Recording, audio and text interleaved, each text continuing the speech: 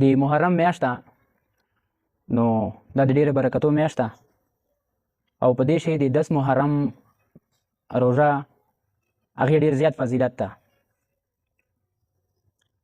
نو حضرت عایشه رضی الله تعالی عنها فرمایي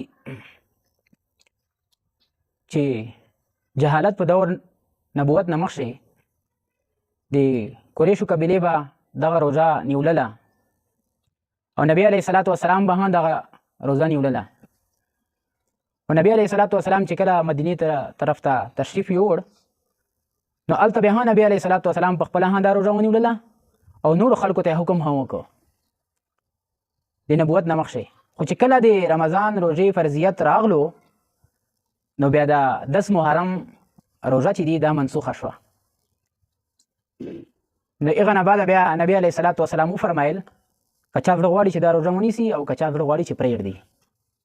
او عبدالله بن عباس رضی الله تعالی عنه فرمایي چې نبی علیه الصلاة والسلام وفرمایل چې آینده کال لپاره به دا روژه چې دی هغه زه نیسم خو نو محرم روژه به هم ورسره نیسم. یو بل روایت چې ارسي چې نبی علیه الصلاة والسلام فرمایي چې که روان کال ته زه ژوندی وم نو د 9 محرم روژه دا به هم ورسره نیسم.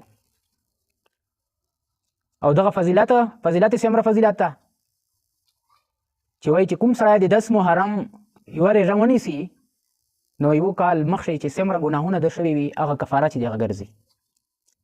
مونږ تاسو ته پکار ده چې دا روزې چې دی هغه ونیسو. او علامه شبیر احمد عثماني رحمت الله علیه چې دی هغه لیکلي دي چې بهتره طریقه دا ده چې سړی د 9 محرم او 10 محرم دا دواړه روژې ونیسي یا د 10 محرم یا د 11 محرم روزې ونیسي. الله رب العزت